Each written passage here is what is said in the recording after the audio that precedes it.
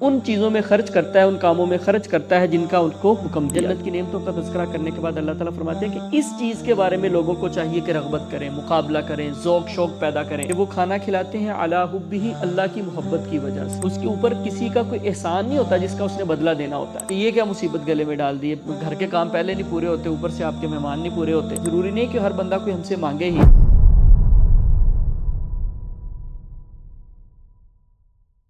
الحمدللہ وکفا والصلاة والسلام علی سید الانبیاء اما بعد فاعوذ باللہ السمیع العلیم من الشیطان الرجیم بسم اللہ الرحمن الرحیم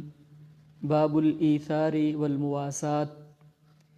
ایثار اور قربانی اور غمخواری کا بیان ہے۔ ایثار کہتے ہیں اپنے آپ پہ کسی کو ترجیح دینا، اس لیے اس کا ترجمہ قربانی بھی کر دیا جاتا ہے کہ انسان کسی کے لیے جب سیکریفائس کرتا ہے، قربانی دیتا ہے، تو اس کا مطلب ہے کہ وہ اپنے مفادات پر، اپنی ضروریات پر لوگوں کی ضروریات کو ترجیح دیتا ہے۔ والمواسات اس کا مطلب ہوتا ہے ہمدردی کرنا، غمخواری کرنا۔ اور ظاہر بات ہے کہ انسان قربانی اسی کے لیے دیتا ہے، ایثار اسی کے لیے کرتا ہے جس کے ساتھ اس کو ہمدردی ہوتی ہے، جس کی اس کو فکر ہوتی ہے۔ قرآن پاک میں اللہ رب الجلال نے اپنے نیک بندوں کی صفات کا تذکرہ فرمایا ہے کہ وَيُؤْثِرُونَ عَلَىٰ أَنفُسِهِمْ وَلَوْ كَانَ بِهِمْ خَصَاصَةٌ، کہ وہ اپنے آپ پہ لوگوں کو ترجیح دیتے ہیں اگرچہ خود بھی وہ بہت زیادہ ضرورت مند ہوتے ہیں، ان کو خود بھی ضرورت ہوتی ہے لیکن لوگوں کو ترجیح دیتے ہیں۔ ایک دوسری جگہ پہ فرمایا وَيُطْعِمُونَ الطَّعَامَ، وہ لوگوں کو کھانا کھلاتے ہیں عَلَىٰ حُبِّهِ، اس کی محبت کی وجہ سے، یا اس کا ترجمہ یہ بھی کیا جاتا ہے اس کی محبت کے باوجود۔ مسکیناً، مسکین کو، و یتیماً، اور یتیم کو، و اسیرا، اور قیدی کو۔ اس کے دو ترجمے کیے گئے ہیں اس آیت کریمہ کے کہ وہ کھانا کھلاتے ہیں علی حبہ، اللہ کی محبت کی وجہ سے، مسکینوں کو، یتیموں کو اور قیدیوں کو۔ اور ایک اس کا ترجمہ یہ کیا گیا ہے کہ وہ کھانا کھلاتے ہیں اس کی محبت کے باوجود، یعنی ان کو خود بھی کھانا کھانا اچھا لگتا ہے، کھانے کھانے کا شوق ہوتا ہے، ضرورت ہوتی ہے، لیکن اس کے باوجود وہ مسکینوں کو، یتیموں کو اور قیدیوں کو کھانا کھلاتے ہیں۔ ان دو آیات کو نقل کرنے کے بعد امام صاحب نے احادیث بیان کی ہیں۔ ایک تو وہ بڑا معروف واقعہ ہے، عن ابی ہریرہ رضی اللہ عنہ، حضرت ابو ہریرہ بیان کرتے ہیں جاء رجل الی النبی صلی اللہ علیہ وسلم، ایک آدمی اللہ کے رسول صلی اللہ علیہ وسلم کے پاس آیا، فقال، اس نے کہا انی مجہود، اللہ کے رسول میں بہت زیادہ بھوکا ہوں، بھوک سے نڈھال ہوا پڑا ہوں، مجھے کچھ کھانا دیجیے۔ فارسل الی بعض نسائہ، آپ نے اپنی کچھ بیویوں کی طرف پیغام بھیجا کہ کوئی کھانا وغیرہ بھیجیں۔ فقالت، انہوں نے کہا والذی بعثک بالحق، اس ذات کی قسم جس نے آپ کو حق کے ساتھ بھیجا ہے، ما عندی الا ماء، میرے گھر میں تو پانی کے علاوہ کچھ نہیں ہے۔ ثم ارسل الی اخری، پھر آپ نے دوسری بیوی کے گھر پیغام بھیجا، فقالت مثل ذالک، انہوں نے بھی اسی طرح کا جواب دیا۔ حتی قلنا کلہن مثل ذالک، حتیٰ کہ تمام بیویوں کی طرف سے یہی جواب آیا، کسی بھی گھر میں کھانے کا کچھ بھی میسر نہیں تھا۔ یہ احادیث ہم پہلے بھی پڑھ چکے ہیں کہ حضرت عائشہ رضی اللہ تعالیٰ عنہ فرماتی ہیں کہ کبھی ایسا بھی ہوتا ہے کہ 2 مہینے گھر کے اندر چولہا نہیں جلتا تھا، دودھ، پانی، کھجور وغیرہ پہ گزارا کر لیا کرتے تھے۔ تو اب پیغمبر علیہ السلام کے پاس وہ بندہ آیا تو آپ نے اپنے گھر میں پیغام بھیجا، ایک گھر میں، دوسرے میں، تیسرے میں، سب میں، کسی گھر میں بھی کھانا موجود نہیں تھا۔ سب نے یہی کہا والذی بعثک بالحق، اس ذات کی قسم جس نے آپ کو حق کے ساتھ بھیجا ہے، ما عندی الا ماء، ہمارے گھر میں پانی کے علاوہ کچھ نہیں ہے۔ فقال النبی صلی اللہ علیہ وسلم، اللہ کے رسول صلی اللہ علیہ وسلم نے کہا من یضیف ھذا اللیلہ، اس بندے کو آج کی رات کون مہمان نوازی کرے گا اس کی؟ فقال رجل من الانصار، ایک انصاری صحابی کہتے انا یا رسول اللہ کے رسول میں اس کی مہمان نوازی آج کی رات کر لیتا ہوں۔ فانطلق به الی رحلہ، وہ اپنے گھر ان کو لے گئے۔ فقال لامرأتہ اکرمی ضیف رسول اللہ، اور جا کے اپنی بیوی کو کہا کہ یہ اللہ کے رسول کے مہمان ہیں، ان کی مہمان نوازی کرنی ہے، ان کی عزت اور اکرام کرنا ہے۔ ایک روایت میں اس کی مزید تفصیل ہے، قال لامرأتہ هل عندک شیء، اپنی بیوی کو جا کے پوچھتے ہیں کہ گھر میں کچھ کھانے کو ہے؟ فقالت، کہتی ہے لا، کچھ نہیں ہے، الا قوت صبیانی، مگر بچوں کا کچھ کھانا ہے،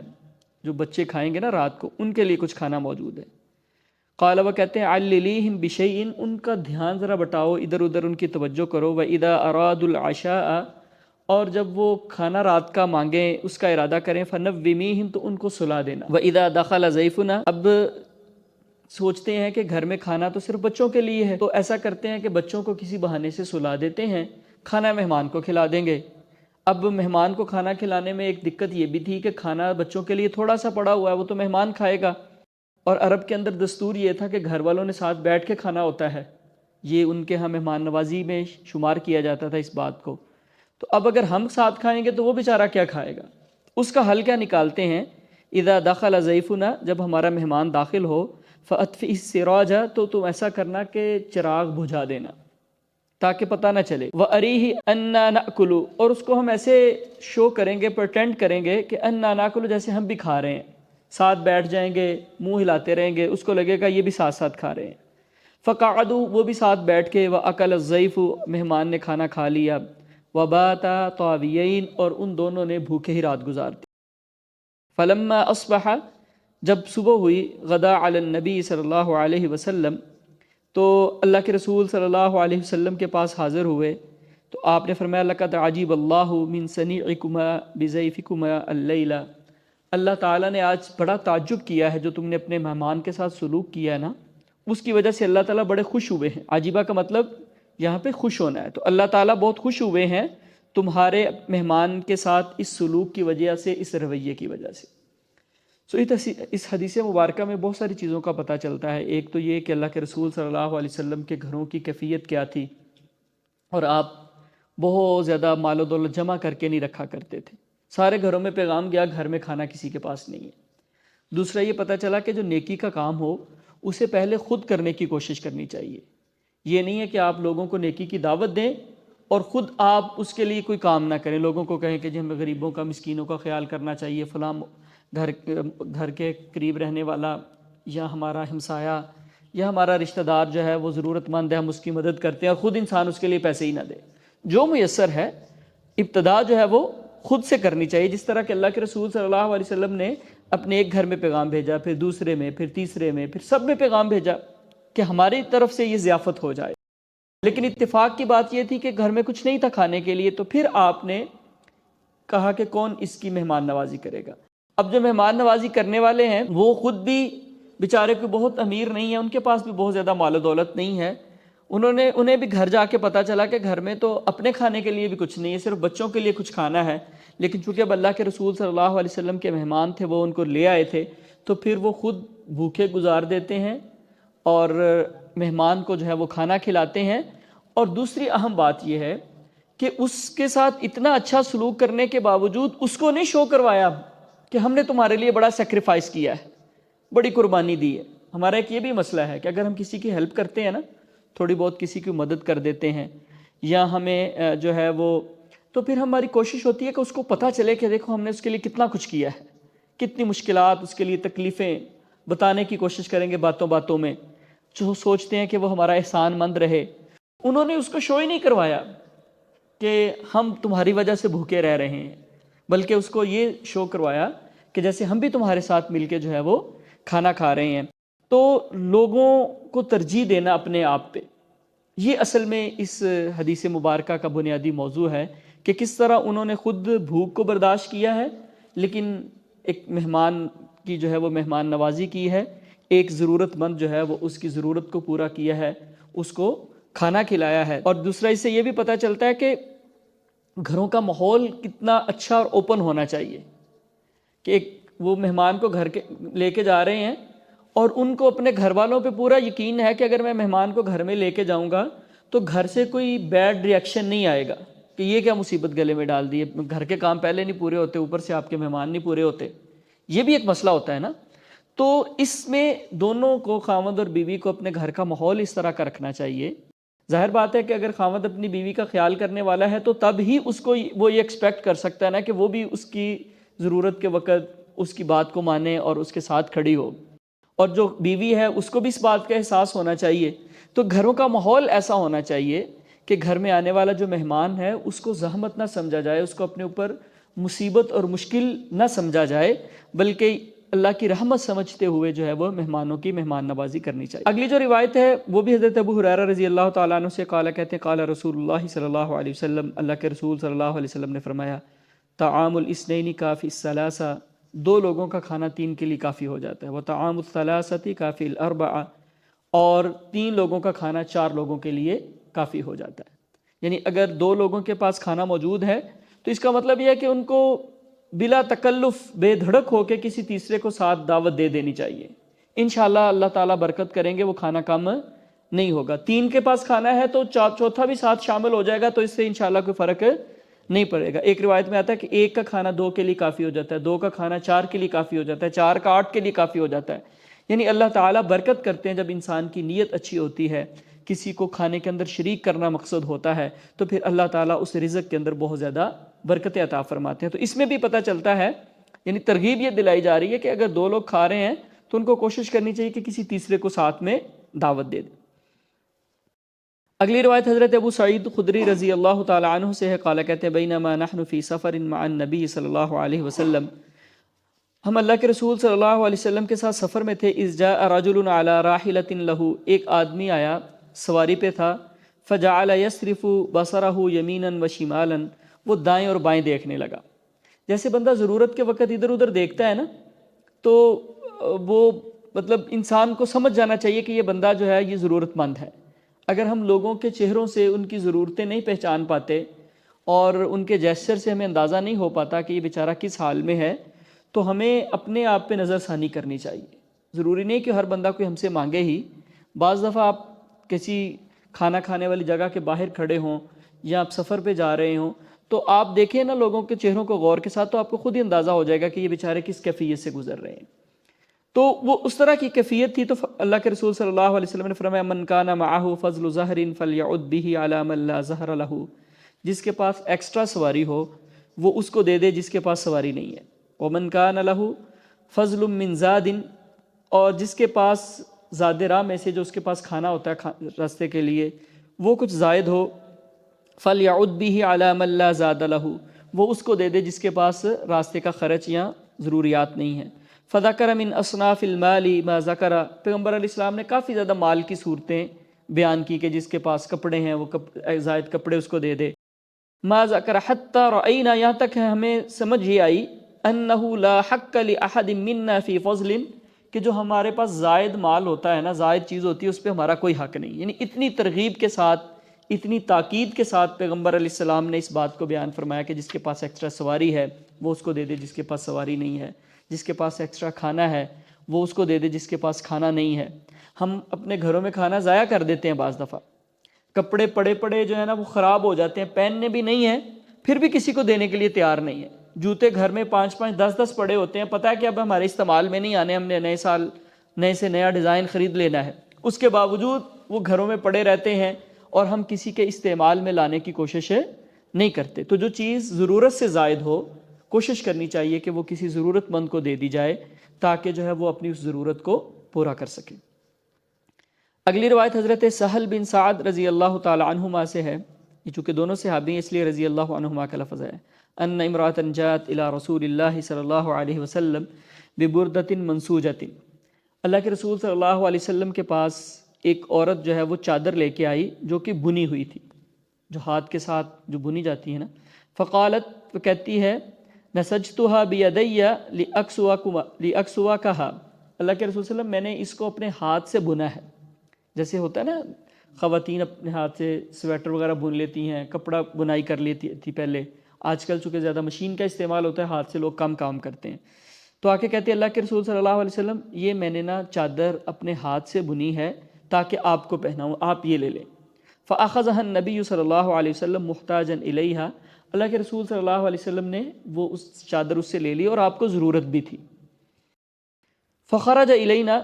آپ ہمارے پاس نکلے، وانہا لازارہ، آپ نے اس کو تہبند کے طور پہ اس چادر کو باندھا ہوا تھا۔ فقال فلان، ایک آدمی نے کہا اکسنیہا ما احسنہا، اللہ کے رسول صلی اللہ علیہ وسلم یہ مجھے پہنا دیں، یہ مجھے دے دیں، کتنی اچھی لگ رہی ہے یہ چادر۔ فقال نعم، آپ نے کہا ہاں ٹھیک ہے۔ فجلس النبی فی المجلس، اللہ کے رسول صلی اللہ علیہ وسلم کچھ دیر مجلس میں بیٹھے رہے۔ ثم رجع، پھر آپ واپس آئے، فتواہا، آپ نے اس کو لپیٹا، ثم ارسل بہا الیہ، اور وہ چادر اس آدمی کو گفٹ کر دی، بھیج دی اس کی طرف کہ تم نے مانگی تھی، تم رکھ لو۔ فقال لہ القوم، اب لوگوں نے کہا ما احسنت، تو نے اچھا تو نہیں کیا یار، یہ کیا کیا تم نے؟ لبسہ النبی صلی اللہ علیہ وسلم محتاجا الیہ، اللہ کے رسول صلی اللہ علیہ وسلم نے وہ چادر پہنی تھی، آپ کو ضرورت تھی اس چادر کی، ثم سالتہ، پھر بھی تم نے مانگ لی، وعلمت انہ لا يرد سائلا، اور آپ کو یہ بھی پتا ہے کہ اللہ کے رسول صلی اللہ علیہ وسلم کسی کو نہ نہیں کرتے، جو بھی مانگتا ہے نہ نہیں کرتے، پھر بھی تم نے آپ سے مانگ لی۔ فقال، اس نے کہا انی واللہ ما سألتہ لألبسہا، اللہ کی قسم میں نے پہننے کے لیے نہیں مانگی، انما سألتہ لتکون کفنی، میں نے تو اس لیے مانگی ہے کہ یہ برکتوں والی چادر جو ہے میرا کفن بن جائے۔ قال سہل، اس حدیث کے راوی حضرت سہل کہتے ہیں فکانت کفنہ، اسی چادر کے ساتھ اس صحابی کا کفن بنا۔ تو اس حدیث مبارکہ میں بہت ساری چیزوں کا پتہ چلتا ہے۔ ایک تو یہ پتہ چلتا ہے کہ ایک دوسرے کو اپنی حیثیت کے مطابق گفٹ دینا چاہیے، اس سے آپس میں جو ہے وہ محبت بڑھتی ہے، جیسے حدیث میں آتا ہے تحادو، ایک دوسرے کو گفٹ کرو، تحابو، اس سے کیا ہوگا، آپس میں محبت بڑھنا شروع ہو جائے گی۔ دوسری بات یہ کہ اگر کوئی جو ہے وہ خلوص دل کے ساتھ کوئی چیز آپ کو ہدیہ دیتا ہے، گفٹ کرتا ہے، تو اس کا دل نہیں توڑنا چاہیے، وہ گفٹ جو ہے وہ لے لینا چاہیے۔ اب تیسری چیز اس سے یہ پتہ چلتی ہے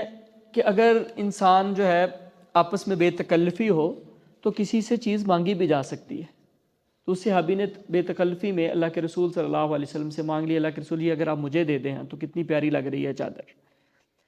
اور چوتھی بات یہ ہے کہ اگر کسی کی بات نامناسب لگے تو اس کو سمجھانا چاہیے۔ اب بظاہر وہ بات بڑی نامناسب تھی کہ اللہ کے رسول صلی اللہ علیہ وسلم کو ایک چیز کی ضرورت تھی اور وہ صحابی مانگ رہے ہیں، لیکن دوسرے صحابہ کو یہ مناسب نہیں لگ رہی تھی، تو انہوں نے اس کو سمجھایا، یار تم نے یہ کیا اچھا کام تو نہیں تم نے کیا یار، ایسے نہیں کرنا چاہیے تھا تمہیں۔ اور پانچویں چیز یہ ہے کہ اللہ کے رسول صلی اللہ علیہ وسلم کسی کو نہ نہیں کرتے تھے، جو ہمارا موضوع ہے ایثار کا، کہ آپ خود بھی ضرورت مند تھے، آپ نے خود پہنی تھی، ظاہر بات ہے، تو لیکن جب آپ سے مانگی گئی تو آپ نے سمجھا کہ اس کو زیادہ ضرورت ہوگی تو میں اس پہ ایثار کرتا ہوں، تو آپ نے وہ اس کو گفٹ کر دی چیز۔ اس سے یہ بھی پتہ چلتا ہے کہ اگر کوئی چیز آپ کو گفٹ ملی ہوئی ہو تو وہ آگے بھی آپ گفٹ کر سکتے ہیں۔ مقصد جو ہے وہ یہ نہیں ہونا چاہیے، بعض دفعہ ایسے ہوتا ہے نا کوئی گفٹ پسند نہیں ہوتا تو ہم اس لیے رکھ لیتے ہیں، اچھا پھر کسی اور کو دے دیں گے، اس مقصد کے ساتھ نہیں، کسی کے گفٹ کو حقیر نہیں سمجھنا چاہیے، کمتر نہیں سمجھنا چاہیے، لیکن اگر کوئی آپ سے مانگ لیتا ہے یا آپ کو ضرورت محسوس ہو جاتی ہے کسی کو دینے کی تو وہ آگے آپ کسی کو دے سکتے ہیں۔ ہمارے عموماً لوگ کہتے ہیں نہیں یار جو چیز گفٹ ملی ہو وہ نہیں آگے دینی چاہیے۔ اچھی بات ہے، ایک لحاظ سے اس چیز کا عزت اور احترام ہوتا ہے، لیکن اگر کبھی ضرورت پڑے تو گفٹ بھی آگے کسی کو دیا جا سکتا ہے۔ اور چھٹی بات اس حدیث مبارکہ سے پتہ چلتی ہے کہ صحابہ کا پیغمبر علیہ السلام سے پیار کتنا تھا اور وہ اس چیز کو اپنے لیے کتنا باعث برکت سمجھتے تھے جو پیغمبر علیہ السلام کی جسم کے ساتھ لگی ہوئی ہو۔ جیسے ایک حدیث میں آتا ہے نا کہ آپ وضو کر رہے تھے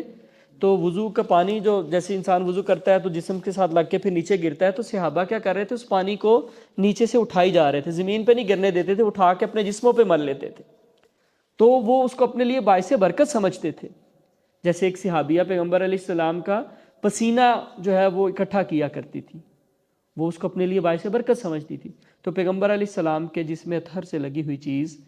آپ سے متعلقہ جو چیزیں ہیں وہ بہت زیادہ خیر و برکت والی ہوتی ہیں،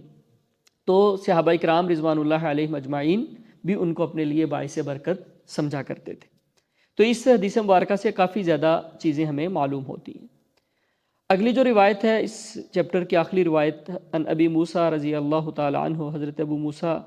جو کہ خود بھی اشعری قبیلے سے تعلق رکھتے ہیں، کہتے ہیں قال رسول اللہ صلی اللہ علیہ وسلم، اللہ کے رسول صلی اللہ علیہ وسلم نے فرمایا ان الاشعریین اذا ارملوا فی الغزو، اشعری لوگ جب کسی سفر پہ نکلتے ہیں اور ان کا کھانا کم ہو جائے، ارملوا فی الغزو کا مطلب یہ ہوتا ہے کہ ان کے پاس کھانا کم ہو جائے، او قل طعام ایالہم بالمدینہ، یا شہر میں رہتے ہوئے بھی، ضروری نہیں کہ سفر کا ہی موقع ہو، ویسے ہی رہتے ہوئے اگر ان کے گھر والوں کا کھانا کم ہو جائے، جمعوا ما کان عندہم فی ثوب واحد، جو کچھ ان کے پاس ہوتا ہے نا سارے گھروں سے سارے لوگوں سے لیتے ہیں، ایک کپڑے میں اکٹھا کر دیتے ہیں، ثم اقتسموہ بینہم فی اناء واحد بالسویۃ، پھر ایک برتن کے ساتھ سب کو برابر کا ماپ کے دے دیتے ہیں۔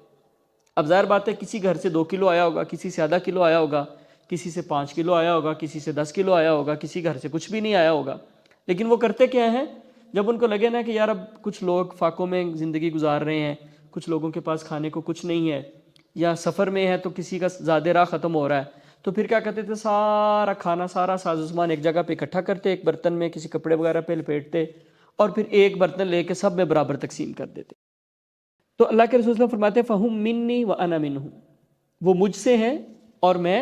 ان میں سے۔ یہ اصل میں نا ایک پیار کا کلمہ ہوتا ہے، جس طرح کہ اللہ کے رسول نے حضرت امام حسین رضی اللہ تعالیٰ عنہ کے بارے میں بھی فرمایا، انا حسین منی و انا منہم، حسین مجھ سے ہے اور میں حسین میں سے ہوں۔ تو اس کا مطلب کیا ہوتا ہے، یعنی وہ مجھے بہت پیارا ہے اور جو ہے میں بھی اس سے بہت زیادہ پیار کرتا ہوں اور وہ مجھ سے بہت زیادہ پیار کرتے ہیں۔ تو اسی طرح کا یہ کلمہ ہے کہ جو اشعری قبیلے کے لوگ ہیں، فرمایا کہ وہ مجھ سے ہیں اور میں ان میں سے ہوں۔ یعنی اللہ کے رسول صلی اللہ علیہ وسلم نے ان صحابہ کرام رضوان اللہ علیہم اجمعین کی تعریف فرمائی اور ان کی فضیلت کو بیان فرمایا۔ تو اس سے پتہ یہ چلتا ہے کہ اللہ کے رسول صلی اللہ علیہ وسلم نے اس قبیلے کی خاص تعریف فرمائی اور ان کے ساتھ خاص محبت کا اظہار فرمایا ان کے ایثار اور قربانی کی وجہ سے، کہ کس طرح وہ ایک دوسرے کے لیے قربانی دیتے ہیں، کس طرح جو ہے وہ اپنا کھانا برابر میں لوگوں کے اندر تقسیم کر دیتے ہیں۔ تو ان تمام جو احادیث ہیں اور قرآن کی آیات ہیں، ان سے ہمیں پتہ چلتا ہے کہ اگرچہ ہمیں ضرورت بھی ہو، لیکن جب کوئی ہم سے بھی زیادہ ضرورت مند آ جائے تو پھر اپنی ضرورت پر اس کی ضرورت کو ترجیح دینی چاہیے۔ اور کبھی نہ کبھی کچھ تو مواقع ایسے ہونے چاہیے نا کہ ہم اپنی پسندیدہ چیز، اپنی ضرورت کی چیز کسی کے لیے قربان کر دیں، کسی پہ ایثار کر دیں۔ ہم چھوٹی چھوٹی بات پہ جھگڑتے ہیں، بھائی جو ہے نا چھوٹے چھوٹے خرچوں پہ جھگڑتے ہیں، تمہارا اتنا حصہ بنتا تھا، میرا اتنا بنتا ہے۔ تو اگر یہ ایثار اور قربانی کا جذبہ پیدا ہو جائے تو گھروں کے جھگڑے ختم ہو جائیں، بہن بھائی آپس میں جھگڑ پڑتے ہیں اور رشتہ داروں کے ساتھ لڑائیاں ہوتی ہیں، کولیگز کی آپس میں لڑائیاں ہوتی ہیں، چھوٹی چھوٹی بات پہ، تھوڑے تھوڑے پیسوں پہ بات قتل و غارت تک پہنچ جاتی ہے۔ اگر پیغمبر علیہ السلام کی ان احادیث کو، آپ کے اس عمل کو سامنے رکھا جائے تو پھر انسان قربانی دیتا ہے، ایثار کرتا ہے، وہ سوچتا ہے کہ اس کی وجہ سے مجھے اللہ کا قرب حاصل ہو جائے گا، آخرت میں اچھا مقام مل جائے گا، دنیا میں تھوڑا سا کم بھی لے لوں گا تو کیا ہو جائے گا، اس سے کیا فرق پڑتا ہے۔ اگلا جو باب ہے، باب التنافس فی امور الآخرۃ والاستکثار مما یتبرک بہ، آخرت کے کاموں میں بہت زیادہ رغبت کرنا اور ایک آگے بڑھنے کی کوشش کرنا،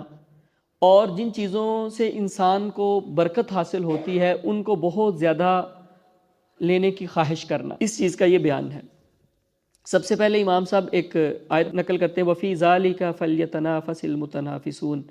جنت کی نعمتوں کا تذکرہ کرنے کے بعد اللہ تعالیٰ فرماتے ہیں کہ اس چیز کے بارے میں لوگوں کو چاہیے کہ رغبت کریں، مقابلہ کریں، ذوق شوق پیدا کریں۔ جس طرح ہم ذوق شوق پیدا کرتے ہیں نا، میں نے اس سے زیادہ نمبر لینے ہیں، میں نے جناب اس سے بڑی ڈگری حاصل کرنی ہے، میں نے اس سے اچھا مکان بنانا ہے، اس سے اچھی گاڑی لینی ہے، اس سے اچھا موبائل لینا ہے۔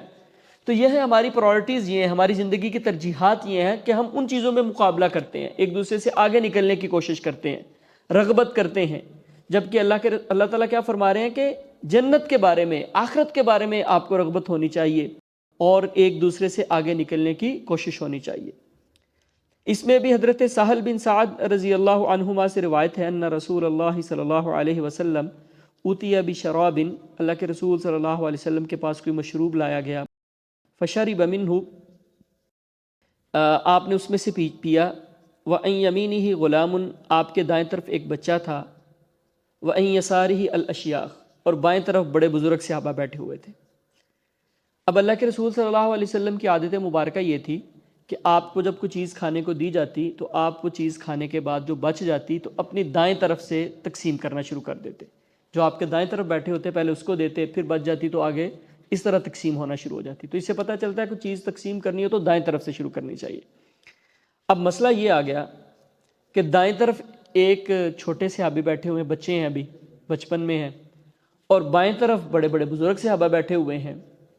اب اللہ کے رسول صلی اللہ علیہ وسلم نے کیا کہا، فقال للغلام، آپ نے اس بچے سے کہا، اتأذن لی، کیا تم مجھے اجازت دیتے ہو، ان اعطی ہؤلاء، کہ حق تو تمہارا بنتا ہے کہ تم دائیں طرف بیٹھے ہوئے، تمہاری طرف سے شروع کیا جائے، لیکن اگر تم اجازت دیتے ہو تو میں ان کو نہ پہلے دے دوں۔ فقال الغلام، اس بچے نے کہا، لا واللہ، نہیں اللہ کی قسم، یہ نہیں، میں کہتا ایسے نہیں ہوگا، یا رسول اللہ، اللہ کے رسول، لا اوسر بنصیبی منک احدا، جو آپ سے مجھے نصیب ملنے والا ہے، حصہ ملنے والا ہے، میں اس میں کسی کو اور شامل نہیں کر سکتا، کسی اور کو ترجیح نہیں دے سکتا۔ فتلہ رسول اللہ صلی اللہ علیہ وسلم فی یدہ، اللہ کے رسول صلی اللہ علیہ وسلم نے وہ پیالہ اس بچے کے ہاتھ میں رکھ دیا۔ ایک روایت میں آتا ہے کہ وہ حضرت عبداللہ بن عباس رضی اللہ تعالیٰ عنہ تھے۔ تو اس حدیث مبارکہ سے بہت سارے مسائل کا پتہ چلتا ہے۔ ایک تو یہ ہے کہ انسان جب کوئی مجلس کے اندر کوئی کھانے پینے کی چیز آئے تو اس مجلس میں جو سب سے زیادہ بڑا ہو، فضیلت والا ہو، جس کو عزت و احترام زیادہ اللہ تعالیٰ نے مقام دیا ہو، اس کو وہ دینا چاہیے۔ اب وہ کھانے کے بعد اپنی دائیں طرف سے اس کو تقسیم کرنا شروع کر دے، پھر درجہ بدرجہ سب تک جو ہے وہ پہنچ جائے گا۔ دوسری بات یہ پتہ چلتی ہے کہ اگر انسان اجازت لے لے کسی سے تو پھر کسی کا حق دوسرے کو دیا جا سکتا ہے، ویسے بغیر اجازت کے نہیں دیا جا سکتا۔ اور اس میں اللہ کے رسول صلی اللہ علیہ وسلم کی عاجزی دیکھیں، آپ نبی ہیں نا، سردار بھی ہیں اپنی قوم کے، بادشاہ بھی ہیں، بادشاہت بھی حاصل ہے، مقام اور مرتبہ بھی حاصل ہے، جو بھی فیصلہ کر دے کسی کو مجال نہیں ہے، لیکن اللہ کے رسول صلی اللہ علیہ وسلم بھی بلا وجہ فیصلے ٹھونستے نہیں ہیں۔ آپ کی عاجزی دیکھیں، آپ اس چھوٹے سے بچے سے بھی اجازت لے رہے ہیں کہ اگر آپ کی اجازت ہو تو میں یہ کر لیتا ہوں، ان کو پہلے دے دیتا ہوں۔ اب صحابی جو تھے حضرت عبداللہ بن عباس رضی اللہ تعالیٰ عنہ، اصولی طور پہ تو ان کو بھی بزرگوں کا خیال کرنا چاہیے تھا، وہ بڑے تھے، لیکن دوسری طرف مسئلہ کیا تھا کہ وہ پیالہ اللہ کے رسول وسلم کے لب سے لگا ہوا تھا، پیغمبر علیہ السلام نے اس سے نوش فرمایا تھا، تو وہ بہت برکت والی چیز تھی۔ حضرت ابو ایوب انصاری فرماتے ہیں کہ اللہ کے رسول صلی اللہ علیہ وسلم جب ہمارے پاس تشریف فرما تھے نا ہجرت کے بعد، تو ہم نا آپ کے لیے جب کھانا بھیجتے نا نیچے، تو ہم کھانا واپس لانے والے سے پوچھتے تھے اللہ کے رسول صلی اللہ علیہ وسلم نے کہاں سے منہ لگا کے کھایا تھا اس کو، پانی آپ نے پیالے میں کس جگہ سے منہ لگا کے پیا تھا۔ تو ہم بھی کوشش کرتے تھے کہ اسی جگہ سے کھانا کھائیں، اور پانی ہمارا منہ اور ہمارے لب جو ہیں وہ بھی اسی جگہ پہ لگے جہاں پہ اللہ کے رسول صلی اللہ علیہ وسلم کے لب مبارک لگے تھے۔ تو یہ صحابہ کا پیغمبر علیہ السلام سے پیار تھا، اور وہ آپ صلی اللہ علیہ وسلم کے جسم اطہر سے لگی ہوئی چیز کو اپنے لیے باعث برکت سمجھتے تھے۔ آپ نے جو پانی پی کے چھوڑا ہوا تھا اس کو اپنے لیے باعث برکت سمجھتے تھے، یا جو بھی چیز تھی، وہ دودھ تھا یا جو بھی مشروب تھا۔ تو اب حضرت عبداللہ بن عباس رضی اللہ تعالیٰ عنہ اصولی طور پہ اگرچہ بزرگوں کا احترام اپنی جگہ پہ، لیکن وہ کہتے ہیں کہ نہیں اللہ کے رسول صلی اللہ علیہ وسلم، یہ جو مجھے ایک اعزاز ملنے والا ہے، یہ جو ایک مجھے آپ کی طرف سے حصہ ملنے والا ہے، میں اس میں اثار نہیں کر سکتا، کسی اور کو ترجیح نہیں دے سکتا۔ تو اللہ کے رسول صلی اللہ علیہ وسلم نے مائنڈ نہیں کیا، ناراض نہیں ہوئے، چونکہ اصولی طور پہ حق ان کا تھا نا۔ تو پیغمبر علیہ السلام نے بہت سارے مواقع پہ ایسے چیزیں آتی ہیں۔ ایک لونڈی تھی، تو اس کا نکاح بھی ہوا تھا، اب وہ آزاد ہو گئی۔ آزاد ہونے کے بعد اب اس کو اجازت تھی کہ وہ نکاح برقرار رکھے، چونکہ اب وہ آزاد عورت ہے تو وہ نکاح ختم بھی ہو سکتا تھا، اس کا غلام کے ساتھ نکاح ختم ہو گیا۔ اب وہ جو غلام تھا، جو اس کا خاوند تھا، جو وہ بھی غلام تھا، وہ بیچارہ جو ہے نا اس کے بار بار بات کر رہا ہے کہ تم ایسا کرو، میرے نکاح میں رہو، میں تمہارے بغیر نہیں رہ سکتا۔ حدیث میں الفاظ میں اس کی کیفیت کو بیان ہوا کہ بیچارہ گلیوں کے اندر پھرتا تھا۔ اللہ کے رسول صلی اللہ علیہ وسلم نے اس نا لونڈی کو بلایا اور اس کو کہا کہ اگر تم اس نکاح کو باقی رکھو تو وہ پوچھتی ہے اللہ کے رسول یہ آپ کا حکم ہے یا مشورہ ہے؟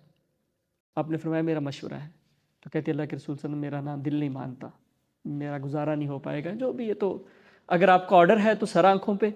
لیکن اگر آپ بطور مشورہ بات کر رہے ہیں تو پھر جو ہے نا مجھے اجازت دیجیے کہ میں اس نکاح کو ختم کرنا چاہتی ہوں۔ تو پیغمبر علیہ السلام نے غصہ نہیں کیا، ناراض نہیں ہوئے۔ تو یعنی آپ پیغمبر علیہ السلام کی عاجزی اور انکساری ملاحظہ فرمائیے کہ غلام، لونڈیاں، بچے، ان کا بھی جب حق کی بات آتی ہے تو ان سے باقاعدہ اجازت لیتے ہیں، ان پہ زبردستی نہیں کرتے۔ اس سے بعض علماء نے یہ بھی مسئلہ اخذ کیا ہے کہ اگر ایک تو ہے کہ بچہ چھوٹا ہے بالکل نا، جس کو نماز کے احکامات کا پتہ نہیں ہے، اس کو تو صفوں سے پیچھے ہی کھڑا ہونا چاہیے، لیکن جو بچے بڑے ہوتے ہیں جن کو نماز کے احکامات کا پتہ ہے یا عمر میں چھوٹے ہیں، بالغ ہو گئے ہیں، تو ضروری نہیں ہے کہ وہ کسی بڑے کے لیے صف میں جگہ خالی کریں، کیونکہ پہلی صف کا اپنا ایک ثواب ہے نا۔ تو وہ اس خیر اور برکت کے کام میں ترجیح دینا یہ کوئی درست عمل نہیں ہے کہ وہ اپنا وہ نیکی چھوڑ کے کسی اور کو جو ہے وہ نیکی کا موقع دے رہے ہیں۔ تو نیکی کے کاموں میں اثار اور ترجیح جو ہے وہ ضروری نہیں ہوتا۔ اگلا جو باب ہے، باب فضل الغنی شاکر، شکر گزار مالدار کی فضیلت۔ اور شکر گزار مالدار کون ہے؟ فرمایا وَهُوَ مَنْ أَخَذَ الْمَالَ مِنْ وَجْهِهِ جو صحیح طریقے سے مال کماتا ہے، وَصَرَفَهُ فِي وُجُوهِهِ الْمَأْمُورِ بِهَا، اور ان چیزوں میں خرچ کرتا ہے، ان کاموں میں خرچ کرتا ہے جن کا ان کو حکم دیا گیا ہے۔ یعنی شکر گزار مالدار وہ ہے، ایک تو کماتا حلال ہے اور خرچ حلال طریقے سے کرتا ہے، جو اللہ نے کام بتائے ان کاموں میں خرچ کرتا ہے، حرام کے کاموں میں خرچ نہیں کرتا۔ پہلے آیات نقل کرتے ہیں امام صاحب، فَأَمَّا مَنْ آتَى، پس وہ شخص جس نے دیا، وَاتَّقَى، اور تقوی اختیار کیا، وَصَدَّقَ، اور تصدیق کی، بِالْحُسْنَى، اچھی بات کی، فَسَنُيَسِّرُهُ لِلْيُسْرَى، ہم اس کے لیے نیکی کا آسانی والا راستہ آسان بنا دیں گے۔ پھر فرمایا کہ جہنم سے کون بچے گا، وَسَيُجَنَّبُهَا الْأَتْقَى، اور جہنم سے وہ بچا لیا گیا جو بہت پرہیزگار ہے، الَّذِي يُؤْتِي مَالَهُ يَتَزَكَّى، جو اپنا مال دیتا ہے تاکہ وہ پاک صاف ہو جائے، کیونکہ مال انسان کو پاک صاف کر دیتا ہے خرچ کرنا۔ وَمَا لِأَحَدٍ عِندَهُ مِن نِعْمَةٍ تُجْزَى، اس کے اوپر کسی کا کوئی احسان نہیں ہوتا جس کا اس نے بدلہ دینا ہوتا ہے، یعنی اس لیے خرچ نہیں کر رہا کہ اس پہ بھی کسی نے خرچ کیا تھا، لیکن إِلَّا ابْتِغَاءَ وَجْهِ رَبِّهِ الْأَعْلَى، وہ تو اپنے بلند رب کا چہرہ تلاش کرنے کے لیے، اس کی رضا تلاش کرنے کے لیے خرچ کرتا ہے۔ وَلَسَوْفَ يَرْضَى، اور عنقریب وہ خوش ہو جائے گا۔ یعنی جو بندہ بغیر کسی وجہ کے لوگوں پہ خرچ کرتا ہے تو اللہ تعالیٰ فرماتے ہیں کہ وہ خوش ہو جائے گا، جہنم سے بچا لیا جائے گا۔ پھر فرمایا ان تبدوا الصدقات فنعما ہی، اگر تم صدقات کو ظاہر کرو تو یہ بھی اچھا ہے، اس سے بھی لوگوں کو ترغیب مل جاتی ہے۔ وَإِن تُخْفُوهَا، اگر تم ان کو چھپاؤ، وَتُؤْتُوهَا الْفُقَرَاءَ، اور تم غریبوں کو دو، فَهُوَ خَيْرٌ لَكُمْ، تو وہ تمہارے لیے زیادہ بہتر ہے۔ وَيُكَفِّرُ عَنْكُم مِّن سَيِّئَاتِكُمْ، اور وہ مٹا دے گا تم سے تمہارے گناہوں کو، یعنی نیکی کرنا، صدقہ و خیرات کرنا تمہارے گناہوں کو مٹا دے گا۔ وَاللَّهُ بِمَا تَعْمَلُونَ خَبِيرٌ، اور اللہ جو تم عمل کرتے ہو اس کی خبر رکھتے ہیں۔ اللہ تعالیٰ کو پتہ ہے تم کیا خرچ کر رہے ہو، اگر تم پوشیدہ بھی خرچ کرو گے، لوگوں کو بتائے بغیر، ڈھنڈورا پیٹے بغیر، تاکہ اس شخص کو بتائے بغیر بھی اگر تم خرچ کر دو گے، مثال کے طور پہ آپ کو پتہ ہے کہ فلاں شخص ضرورت مند ہے، وہ فلاں دکان سے ادھار لیتا ہے، آپ اس دکاندار کے پاس جاتے ہیں، اس کو جا کے کہتے ہیں کہ یار بھائی ایسا کرو، اس کے جو پیسے ہیں وہ مجھ سے لے لو، اس کو نہ بتانا کہ کون دے کے گیا ہے۔ اب اس کو نہیں پتا کون دے کے گیا ہے تو آپ اس پہ احسان نہیں کر رہے، خفیہ آپ نے کر دیا۔ آج کل بعض دفعہ کسی کا اکاؤنٹ ہو، کوئی ایزی پیسہ اکاؤنٹ وغیرہ آپ کے پاس کسی کا ہو اور آپ اس کی ہیلپ کرنا چاہتے ہیں تو آپ کسی بھی ان نون نمبر سے اس کو پیسے بھیج سکتے ہیں، اس کو پتہ بھی نہیں شاید چلے گا۔ تو یعنی اللہ تعالیٰ فرما رہے ہیں کہ اگر تم کسی کی خفیہ طور پہ بھی مدد کر دو گے نا تو اللہ کو خبر ہے کہ تم خرچ کر رہے ہو، لوگ تعریف نہیں بھی کریں گے، وہ بندہ تمہاری عزت نہ بھی کرے گا تو اس سے کوئی فرق نہیں پڑے گا۔ پھر فرمایا لن تنالوا البر،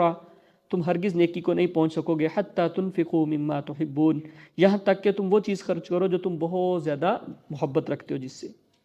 یعنی اپنی پسندیدہ چیز جب تک اللہ کے راستے میں خرچ نہیں کرتے۔ وما تنفقوا من شیء، اور جو بھی تم خرچ کرو گے فإن اللہ بہ علیم، تو اللہ تعالیٰ اس چیز کو جاننے والے ہیں۔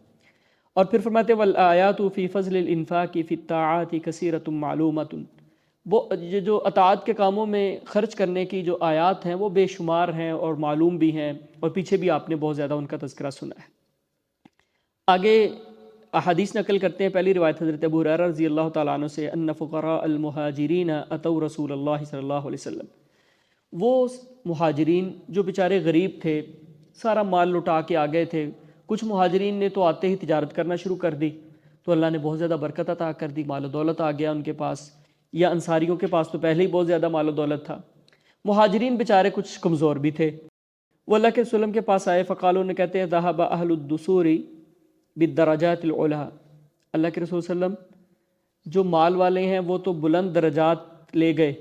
والنعیم المقیم، اور قائم رہنے والی نعمتیں بھی ان کو مل جائیں گی، جنت میں زیادہ مقام تو ان کو مل گیا۔ فقال، آپ نے کہا وما ذاک، کیا ہوا ہے؟ فقالوا، کہتے ہیں یصلون کما نصلی، وہ بھی ایسی نمازیں پڑھتے ہیں جیسے ہم پڑھتے ہیں، ویصومون کما نصوم، روزے وہ بھی رکھتے ہیں جیسے ہم رکھتے ہیں، ویتصدقون ولا نتصدق، ہاں ایکسٹرا یہ کہ وہ صدقہ و خیرات کر دیتے ہیں، ہمارے پاس صدقہ و خیرات کرنے کو ہے کچھ نہیں، ویعتقون ولا نعتق، وہ غلام آزاد کرتے ہیں، ہمارے پاس غلام آزاد کرنے کو ہے نہیں۔ فقال رسول اللہ صلی اللہ علیہ وسلم، تو اللہ کے رسول صلی اللہ علیہ وسلم نے فرمایا افلا اعلمکم شیئا، کیا میں تمہیں ایک ایسی چیز نہ سکھا دوں، تدرکون بہ من سبقکم، کہ تم اس شخص تک پہنچ جاؤ گے مقام اور مرتبے میں جو تم سے آگے نکل گیا ہے، وتسبقون بہ من بعدکم، اور تم اس بندے سے آگے نکل جاؤ گے، سبقت لے جاؤ گے تم سے جو اس کام میں تم سے پیچھے ہوگا، ولا یکون احد افضل منکم، اور کوئی بھی تم سے زیادہ فضیلت والا نہیں ہوگا الا من صنع مثل ما صنعتم، ہاں اگر کوئی تمہارے جیسا عمل کرنا شروع کر دے گا تو وہ تمہارے برابر ہو سکتا ہے۔ قالوا کہتے ہیں بھلا یا رسول اللہ کے رسول ضرور بتائیے۔ قال آپ نے فرمایا تسبحون وتحمدون وتکبرون، تم ہر نماز کے بعد 33 مرتن 33 دفعہ سبحان اللہ، 33 دفعہ الحمدللہ، 33 دفعہ اللہ اکبر پڑھو۔ فرجع، وہ لوٹ گئے، فقراء المہاجرین، جو غریب صحابہ تھے، فقراء مہاجرین، الی رسول اللہ صلی اللہ علیہ وسلم، پھر دوبارہ اللہ کے وسلم کے پاس آئے۔ فقالوا کہتے ہیں سمع اخواننا اہل الاموال بما فعلنا، اب جو لوگ یہ عمل کرنا شروع ہو گئے تو دوسروں نے پوچھا یار تم کیا کام کرتے ہو، بیٹھے رہتے ہو نماز کے بعد کچھ پڑھتے رہتے ہو؟ انہوں نے بتایا کہ اللہ کے وسلم نے ہمیں یہ وظیفہ بتایا ہے۔ تو کہتے ہیں ہمارے جو بھائی تھے مال و دولت والے امیر، انہوں نے بھی اس بات کا تذکرہ سن لیا، ففعلوا مثلہ، وہ بھی اب وہی کام کرنے لگے ہیں، وہ وظیفہ وہ بھی پڑھنے لگے ہیں جو ہم پڑھتے ہیں۔ فقال رسول اللہ صلی اللہ علیہ وسلم، تو اللہ کے رسول نے فرمایا ذالک فضل اللہ، یہ اللہ کا فضل ہے، یؤتیہ من یشاء، اللہ جس کو چاہتے ہیں دے دیتے ہیں۔ بعض روایات میں اللہ اکبر 34 دفعہ پڑھنے کا تذکرہ بھی ہے، اور بعض میں آتا ہے کہ اس کی جگہ پہ لا الہ الا اللہ وحدہ لا شریک، وہ جو چند الفاظ ہیں وہ پڑھ لیے جائیں۔ تو اس حدیث مبارکہ سے بہت ساری چیزوں کا پتہ چلتا ہے۔ ایک تو یہ پتہ چلتا ہے کہ انسان کو نیکیوں میں آگے بڑھنے کی فکر ہونی چاہیے۔ صحابہ کو کتنی فکر ہے کہ اللہ کے رسول نمازیں روزے سب کے برابر ہیں، ان کے پاس مال ہے، ہمارے پاس تو مال نہیں ہے،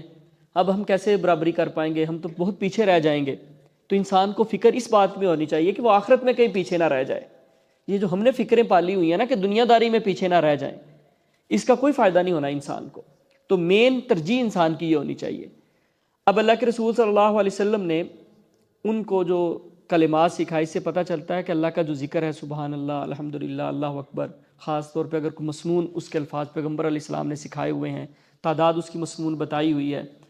تو وہ انسان کے لیے بہت زیادہ فضیلت کا باعث ہوتا ہے، یہ صدقہ و خیرات کے برابر کر دیتا ہے۔ اس لیے پیغمبر علیہ السلام نے کہا کہ جو تم بھی ان کے برابر ہو جاؤ گے، ہاں تم سے کوئی زیادہ فضیلت والا نہیں ہوگا مگر جو یہ کام کرنا شروع کرے۔ تیسری بات یہ پتہ چلتی ہے کہ انسان کے پاس مال و دولت ہو پھر بھی اس کو بہت زیادہ نیکی کے دوسرے کاموں کی بھی فکر ہونی چاہیے۔ یہ نہیں کہ وہ سمجھے کہ چونکہ میں مال بہت خرچ کر دیتا ہوں تو بس اب کافی ہے میرے لیے، اس کو چاہیے کہ خیر کے اور کام بھی ڈھونڈنے کی کوشش کرے۔ تو انہوں نے پوچھ لیا بھی آپ کیا پڑھتے ہیں، اور یہ بھی پتہ چلتا ہے کہ نیکی کے کام چھپانے بھی نہیں چاہیے۔ انہوں نے چھپایا بھی نہیں کہ ہم تو یہ پڑھتے ہیں، دین کی بات نیکی کی بات تو نہیں چھپانی چاہیے نا۔ اب انہوں نے بھی وہ پڑھنا شروع کر دیا، ان کو پھر فکر لاحق ہو گئی کہ یہ ہم سے آگے نکل جائیں گے۔ تو اللہ کے رسول صلی اللہ علیہ وسلم نے فرمایا کہ یہ تو اللہ کا فضل ہے نا کہ اللہ نے ان کو مال دے دیا ہے، اللہ جس کو چاہتا ہے اپنے فضل سے عطا کر دیتا ہے۔ تو یہ باب بھی اصل میں یہی تھا کہ وہ لوگ جو شکر گزار ہیں، عبادت گزار ہیں اور مالدار بھی ہیں، ان کی زیادہ فضیلت اللہ تعالیٰ نے ان کو جو ہے وہ دی ہوئی ہے، ان کی فضیلت کا جو ہے یہ باب ہے۔